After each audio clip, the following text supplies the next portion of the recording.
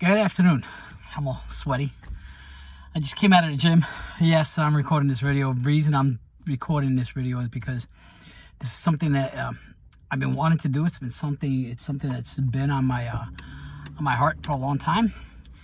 And I was just thinking about it in the gym. And so I'm gonna do it now. Hopefully it'll be quick so I can get home and take a shower because I'm sweaty. So my question is, are you too old to do this? Are you too old to do this?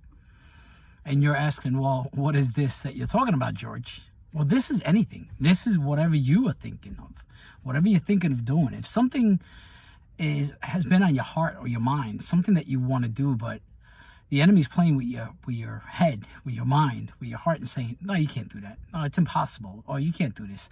And as believers in Jesus Christ, we know that, with God, all things are possible. But I'm going to even put that aside for now and just say, you can do anything that you want to do. You just have to set your mind to it, your heart to it, your body to it, if it requires your body. And the reason that I chose to share this is, if I remember, well, I'm going to try to link two videos here that have been very, very inspirational. And I believe that people are Christians. I don't know, they don't profess it, but just by what they say and some of the things they say, it leads me to think that way. But again, I'll put that aside. Even if you don't have a relationship with Jesus Christ, I'm reminded that we're never too old to do things. And we look at Moses. If you're not a believer, just look at Moses. Go to the book of Exodus, and you see what God did with Moses. In old age, the way we look at it now, I wouldn't even go back to Genesis where people lived hundreds of years. I'm just gonna go to Moses because Moses lived 40 years in Egypt. He was part of Pharaoh's family. He lived 40 years in the wilderness, and then in the mountain where he left Egypt, and he escaped to the mountain, and there he got to know the Lord. He saw the burning bush, and just go read the account. And then 40 years he was in the wilderness after the Exodus with the Israelites. It's a long time, and God still used them. God used them for many, many mighty, powerful things. And you can say, well, that's Moses. Listen, just because it was Moses doesn't mean that you can't do things. The things that you want to do, passionate about. I'm going to use myself as an example because that's what we're talking about here. So I remember years ago, I want to say probably about 15 years ago or so, I saw this lady, an older lady, and she lost her job at, I think she was like 58, 59 years old, which I'm 59. I lost my job this year. And she was 59. But she wasn't down and depressed. She looked at it as an opportunity to do something that she always wanted to do in her life. She wanted to become a nurse. So she went to nursing school and she graduated. She was 61 years old, I believe, when she graduated, and she became a nurse. But even late in her life, she got to fulfill the thing that she was passionate about. She got to do something that she was passionate about. And, some people find it early in life, and some people are blessed to be able to do what they're passionate about early in their lives. But most of us go around our whole life stumbling and trying to find our way, quote unquote. And some of us, don't come to it until late in life. I came to the Lord when I was 44, 45 years old. That's late in life. Sometimes I say, I wish I would have came earlier to the Lord.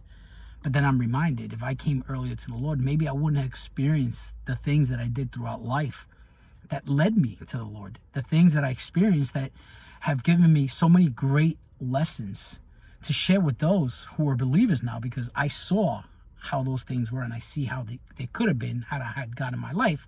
So we learn from those things.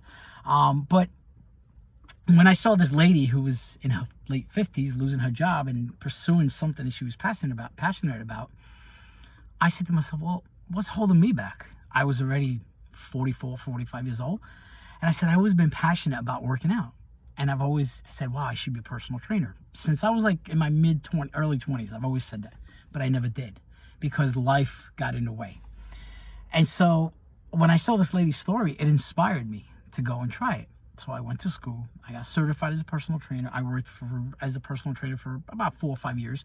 I left because of certain reasons, because the hours, it wasn't what I thought it would be. I mean, the fitness itself and what's required to be a personal trainer and training people, that I am still passionate about. Even though I'm not a trainer, I still I still interrupt people during a workout and ask them, well, why are you doing this? So why don't you try this way, and give them different techniques and explain to them what that particular machine is for, even though I'm not a personal trainer or I don't even work in the gym, but that's just me. But I look at that, and I've watched some videos lately that people who later in life who had things they were passionate about, but life got in the way, and they saw it as an opportunity when an illness came in the way, or when a job loss came in the way. Instead of being down and out and being depressed, they said, okay, here's an opportunity now. I got lemons, let me make lemonade out of it. And these people have made beautiful lemonade out of it. So I pray that when you're down and out, that something happens to you and you think about it, it's like, what have I wanted to do my whole life? Am I truly passionate about? And pursue those things. Me, myself, I'm passionate about the Lord, working out, obviously, but I'm passionate about the Lord. And I serve the Lord as best as I can, as he calls me right now. I know many people have said to me, you should be a preacher. He hasn't called me to that. And that's, one day if he does, I will, but that's not what he's called me for. But I'm passionate about the Lord, and I love speaking about the Lord. And people who know me, my own family even said to me, why do you have to make everything about God? And as I've said many times in my video, because everything is about God. But if you have always wanted to be, let's say, an educator and you weren't an educator, a personal trainer and you weren't a personal trainer, if you want to run a 5K but you feel that you're not in shape or can't do it, stop taking that negative attitude out and say, you know what, maybe I can't run it, but I can walk it. Because the many, many, many, many half marathons and 5Ks and 10Ks that I've done, I've seen many people walking. And I don't say, oh, look at them, they're walking away. No, I smile because I'm like, wow, they're doing it. Okay, I'm running to get a certain time, but they're doing it. And at the end, when I finish my run, I stay there at the finish line, encouraging these people to pass, to keep going. Because that's only going to encourage them to continue doing more. And maybe one day they'll be running the 5K and not walking it. And those are the things, is like, you have to start with baby steps. And if you want to do whatever you want to do, you want to go skydiving, you've always wanted to do that but never did, then go try it. Find out what it takes to do it and how you can prepare for it and go do those things. You want to be a chef your whole life, but you never did because life got in the way. So go now and take cooking school classes and learn how to cook. And maybe it'll lead and open the door to what you were passionate about, what you want to do. And those are just a few examples. So what are you passionate about? What are you passionate about? The only one that's holding you back really is you. I know people use excuses. And as a personal trainer, a former personal trainer, I used to tell my clients all the time, I don't accept excuses. How come you didn't come to the gym today? Well, my knee was hurting me. Okay, so what happened to your upper body? How come you don't work upper body? Well, I slept late. So what? I've always found that when I don't feel like going to the gym, when I sleep the least, or when I feel most tired and I go, at the end of it, like right now, I'm like, wow, I feel great. I'm energized. And that's how it should be. When you don't feel like doing something, maybe that's the time you should do it. When you feel like you can't, maybe that's the time you can. So I pray that this video encourages you and that you would just say no to the enemy as he tries to speak into your ear and say, you can't do that. You're too old, or you're too heavy, or you're too short. I did a Spartan event. Here it is, my shirt. I did my first Spartan event I think I was 47 years old. And my age group was 45 to 50-year-olds. It was my first one ever.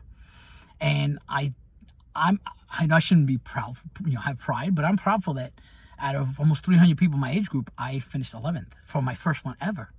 And that's because I'm very competitive. But in the event, they had these walls you climb. Your first wall is for 4 feet, no problem. The next one's 6 feet, no problem.